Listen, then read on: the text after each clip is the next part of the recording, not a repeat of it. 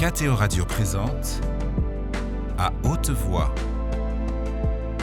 la lecture intégrale des œuvres spirituelles majeures. Aujourd'hui, Quo Vadis de Henryk Sienkiewicz.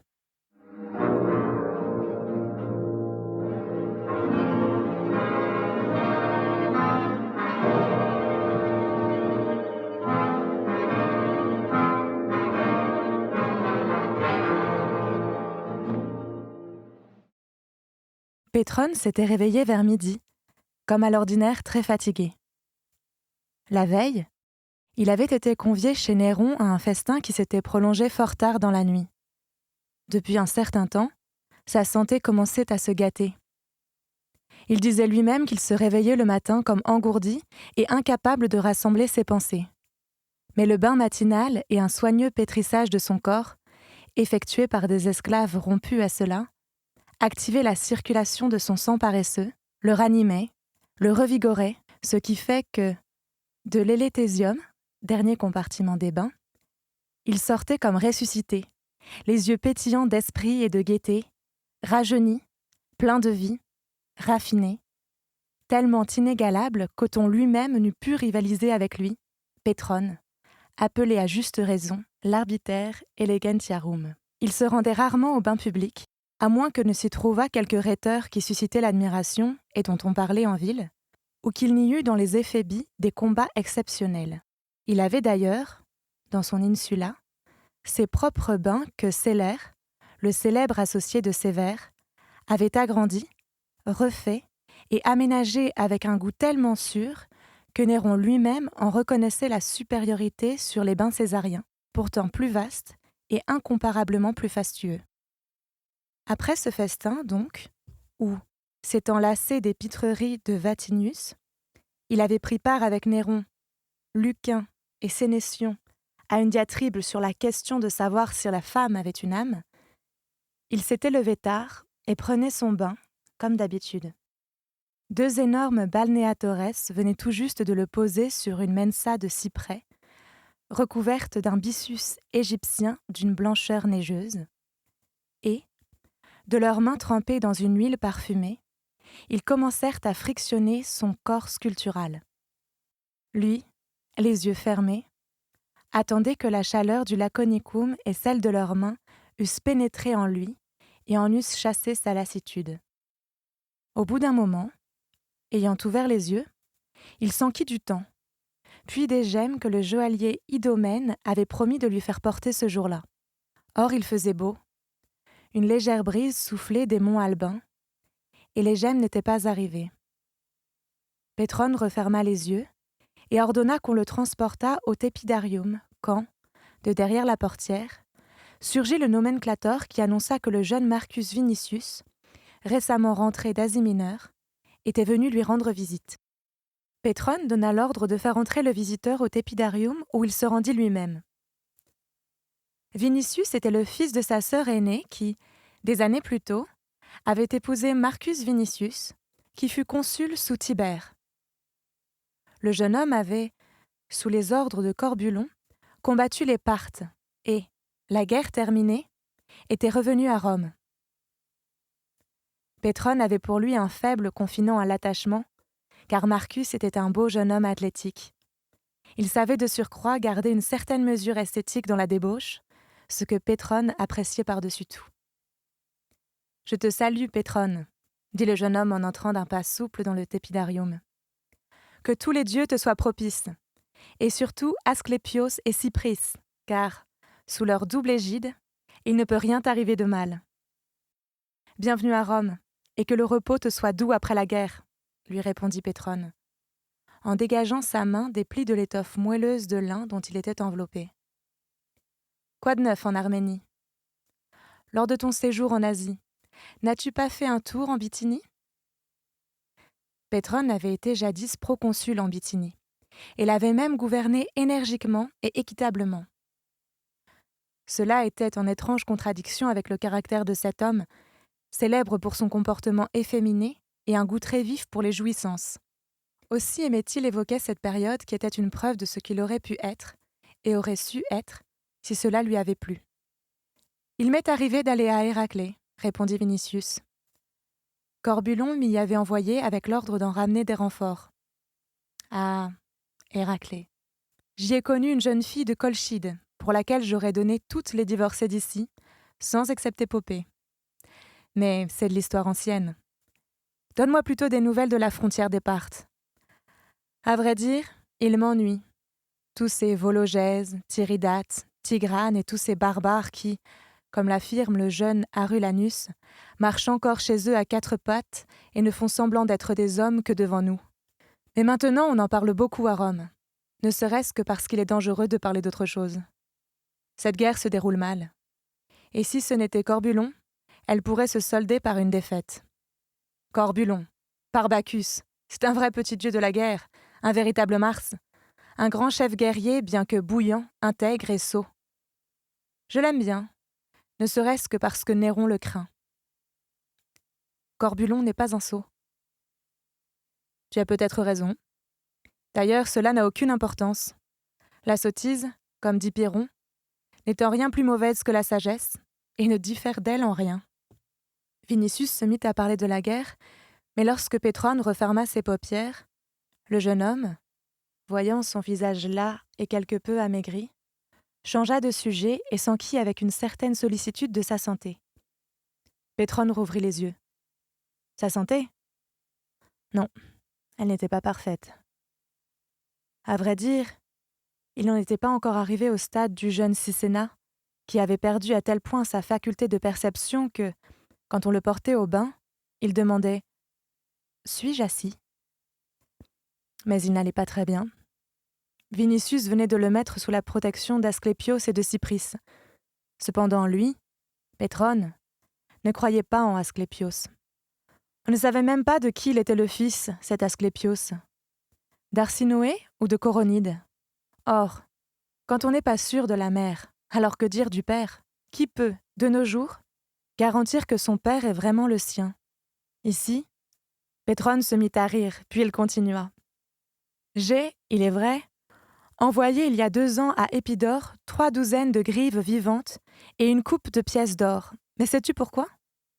Eh bien, je me suis dit, cela me fera du bien ou ne m'en fera pas.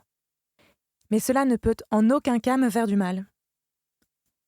Si dans le monde, les gens apportent encore des offrandes aux dieux, c'est que, me semble-t-il, tous raisonnent comme moi, tous. Sauf peut-être les muletiers que louent les voyageurs à la Porta Capena. À part Asclépios, j'ai eu affaire aussi aux Asclépiades quand, l'année dernière, j'ai un peu souffert de la vessie. Ils ont pratiqué pour moi l'incubation. Je savais que c'était des escrocs, mais je me suis dit de même, qu'est-ce que je risque ? Le monde repose sur l'escroquerie et la vie est une illusion. Il faut cependant avoir assez de bon sens pour savoir faire l'indistinction entre les illusions délicieuses et les illusions désagréables. Dans mon hypocostume, j'ordonnerai de faire brûler du bois de cèpre saupoudré d'ambre gris car, dans la vie, je préfère les senteurs aux pestilences. Quant à Cypris, à laquelle tu m'as également recommandé, sa protection s'est manifestée pour le moins par un élancement dans ma jambe droite. Mais c'est par ailleurs une bonne déesse. Je suppose que toi aussi, tu déposeras tôt ou tard de blanches colombes sur son autel. Certes oui, acquiesça Vinicius. Les flèches des Parthes ne m'ont pas atteint, mais le trait de l'amour m'a touché. De la façon la plus imprévisible, à plusieurs stades des portes de la ville. Par les blancs genoux des grâces. Tu me raconteras cela quand nous aurons le temps, dit Pétrone. Je suis justement venu te demander conseil, s'empressa d'ajouter Marcus. Mais à cet instant, entrèrent les épilatores qui s'affairèrent auprès de Pétrone, tandis que Marcus, sur l'invitation de son oncle à prendre un bain, enlevait sa tunique et entrait dans la baignoire d'eau chaude.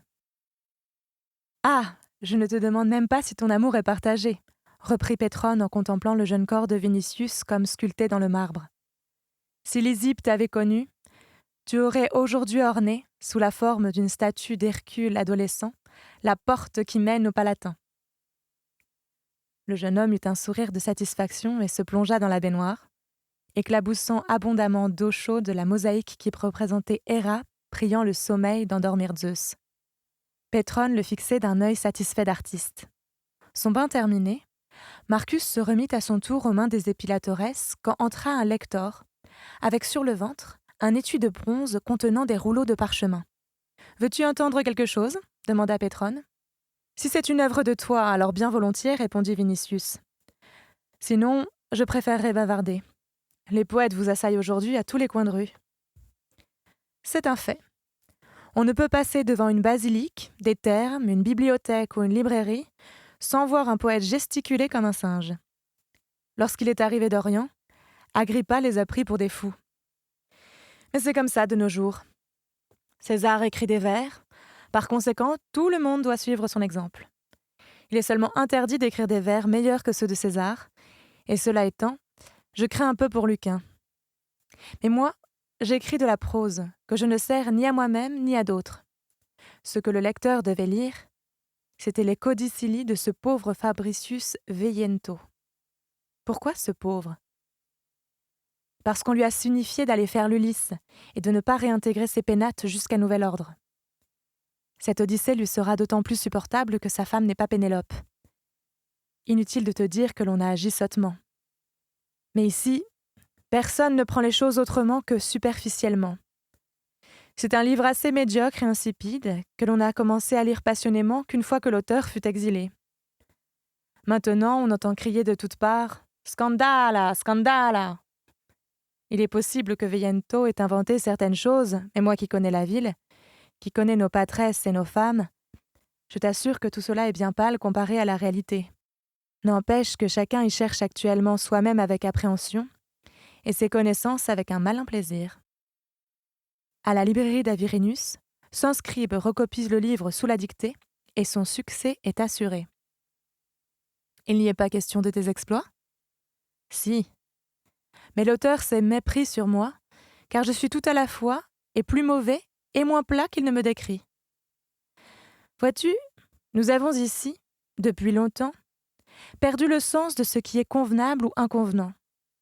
Et il me semble à moi-même que cette différence n'existe pas, bien que Sénèque, Musonius et Thraséas fassent semblant de la voir. Moi, cela m'est bien égal. Par Hercule, je parle comme je pense. Mais j'ai cette supériorité sur eux que je sais ce qui est laid et ce qui est beau. Et cela, notre poète à la barbe d'airain par exemple, ce charretier, ce chanteur, danseur et histrion, ne le comprend pas. Cela me fait tout de même de la peine pour Fabricius. C'était un bon compagnon. Son amour-propre l'a perdu. Tous le suspectaient, mais personne ne savait exactement de quoi il s'agissait. Lui-même n'a pas su se retenir, et il a raconté à qui voulait l'entendre sous le sceau du secret. As-tu appris l'histoire de Rufinus ? Non. Alors passons au Frigidarium pour nous rafraîchir, et je te la raconterai.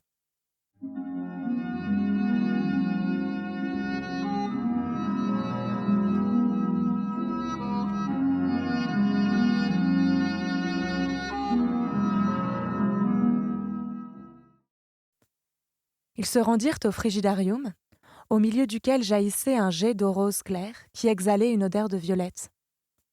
Là, assis dans des niches tapissées de soie, ils se délectèrent de la fraîcheur ambiante et restèrent un moment silencieux.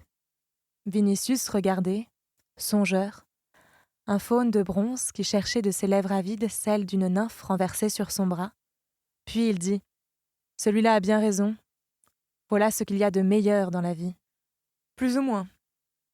Mais toi, tu aimes, à part cela, la guerre que moi je n'aime pas, parce que sous les tentes, les ongles se cassent et se décolorent. D'ailleurs, chacun ses goûts. Barbe d'airain aime le chant, surtout le sien, tandis que le vieux Scorus affectionne son vase de Corinthe, posé la nuit près de son lit, et qu'il embrasse pendant ses insomnies. À force de l'embrasser, il en a usé les bords. Dis-moi, écris-tu des vers ? Non. Je n'ai jamais composé un seul hexamètre. Et joues-tu du luth, chantes-tu ? Non. Et conduis-tu des chars de course ? J'ai, autrefois, participé à une course à Antioche, mais sans succès. En ce cas, je suis tranquille pour toi. Et de quelle partie es-tu à l'hippodrome ? Des vers. Alors je suis tout à fait rassurée. surtout que tu possèdes une fortune à vrai dire considérable, mais tu n'es pas aussi riche que Pallas ou Sénèque. Car, vois-tu, il est de bon ton d'écrire des vers, de chanter en s'accompagnant du luth, de déclamer et de participer aux courses du cirque. Au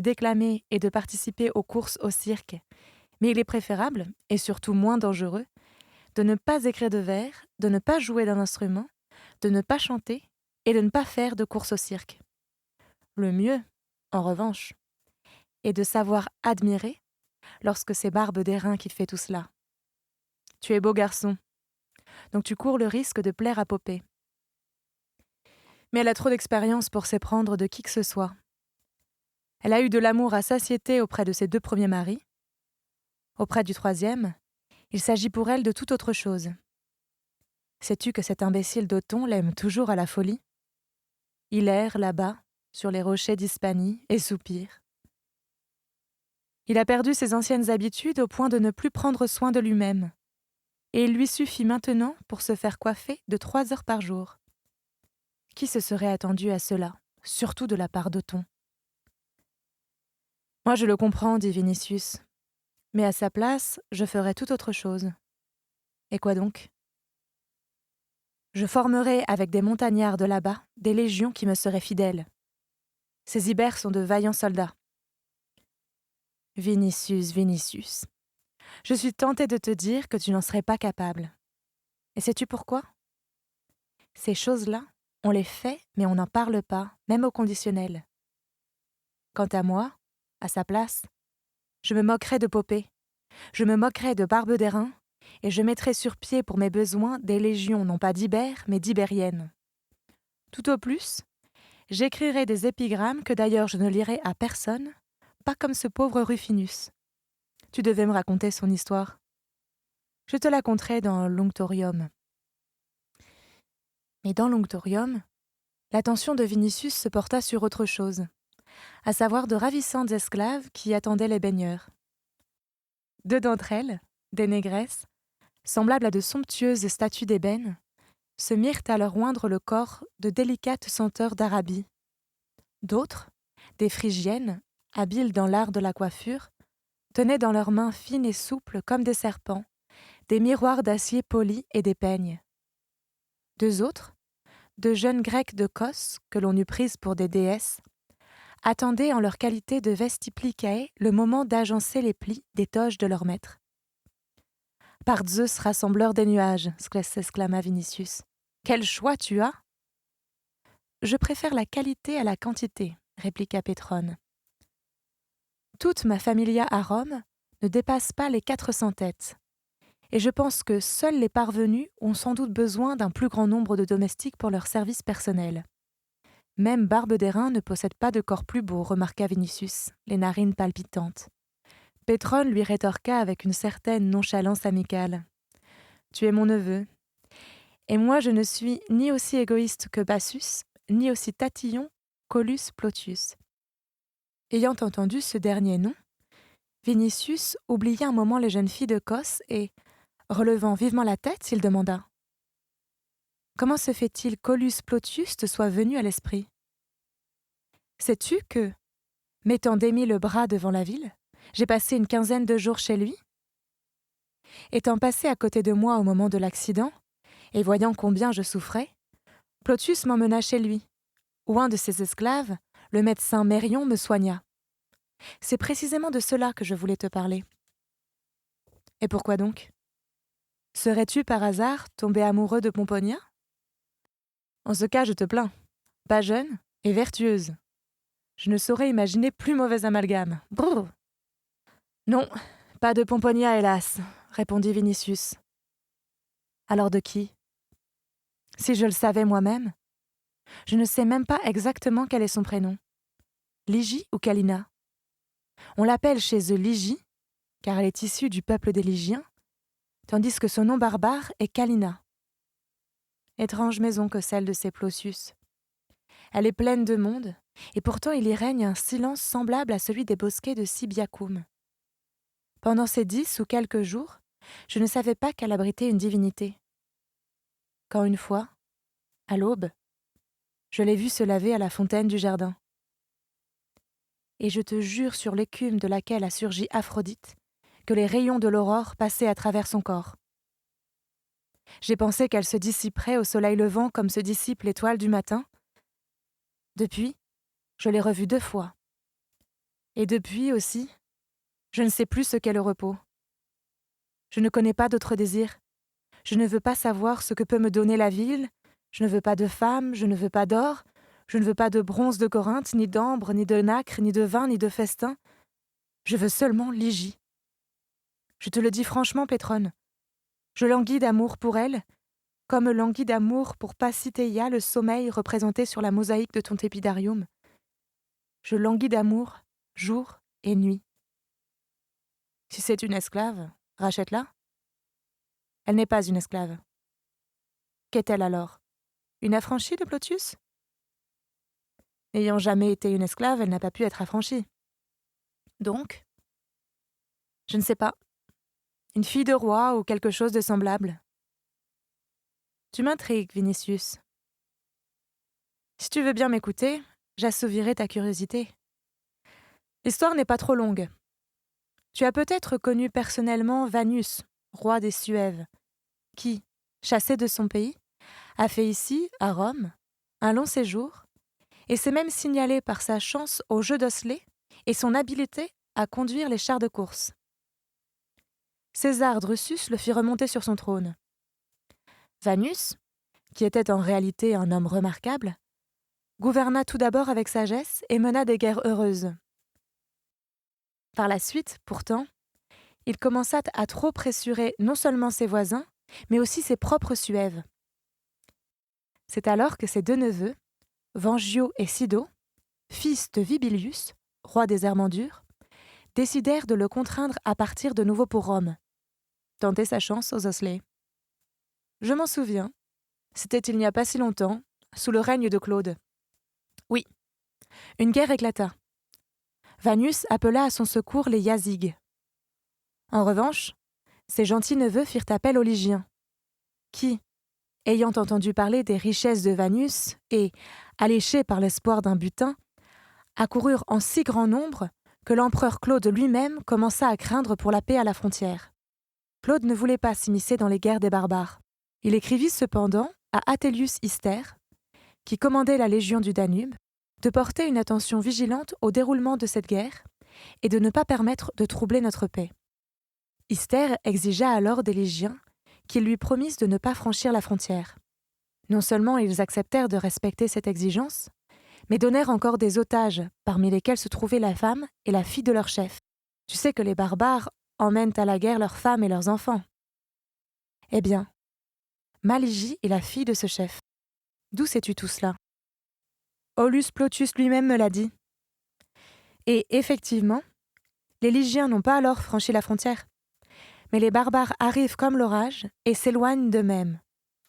Les Lygiens eux aussi disparurent ainsi, avec leurs cornes de roc sur leur tête. Ils avaient battu les Suèves et les Yazigues de Vanus, mais leur roi avait péri, de sorte qu'ils repartirent avec leur butin et laissèrent les otages aux mains d'Ister. Peu après, la femme du chef des Lygiens mourut. Ister, ne sachant que faire de l'enfant qu'elle laissait, l'envoya au gouverneur de toute la Germanie, Pomponius. Celui-ci, la guerre avec les Cates ayant pris fin, rentra à Rome où Claude, comme tu sais, lui permit de célébrer son triomphe. La fillette a suivi alors le char du vainqueur, mais la cérémonie terminée, comme on ne pouvait la considérer comme une esclave, Pomponius à son tour ne sut qu'en faire. Il finit par la remettre à sa sœur, Pomponia Graecina, femme de Plotius. Dans cette maison où tout, depuis les maîtres jusqu'à la volaille du poulailler, est vertueux, elle a grandi vierge et, hélas, tout aussi vertueuse que Graecina elle-même, et si belle que même Popée semblerait auprès d'elle une figue d'automne à côté d'une pomme des Hespérides. Et alors? Eh bien, je te les répète, depuis que j'ai vu près de la fontaine les rayons du soleil traverser son corps, j'en suis éperdument amoureux. Elle est donc aussi transparente qu'une lamproie ou une jeune sardine? Ne plaisante pas, Pétrone. Et si tu te fais des illusions à cause de la désinvolture avec laquelle je te parle de ma passion, alors sache qu'une robe chatoyante couvre souvent de profondes blessures. Je dois te dire aussi que, de retour d'Asie, j'ai passé une nuit dans le temple de Mopsos dans l'attente d'un songe prophétique. Or, dans mon sommeil, Mopsos lui-même m'est apparu et m'a annoncé qu'un grand bouleversement surviendrait dans ma vie par le biais de l'amour. J'ai entendu Pline dire qu'il ne croyait pas aux dieux, mais croyait aux songes. Et il se peut qu'il ait raison. Mes plaisanteries ne m'empêchent pas de penser parfois qu'il n'existe vraiment qu'une seule divinité, éternelle, toute-puissante, créatrice, Vénus génitrix. Elle unit les âmes, unit les corps et les choses. Eros a sorti le monde du chaos. A-t-il bien fait ? C'est une autre affaire. Mais dès lors qu'il en est ainsi, nous devons reconnaître sa puissance. Libre à nous de ne pas la bénir. Ah, Pétrone, il est plus facile en ce monde de faire de la philosophie que de donner un bon conseil. Dis-moi ce que tu veux, en fait. Je veux avoir Ligie. Je veux que mes bras, qui maintenant n'étreignent que l'air, puissent l'étreindre. Elle, et la serrer sur mon cœur. Je veux respirer son souffle.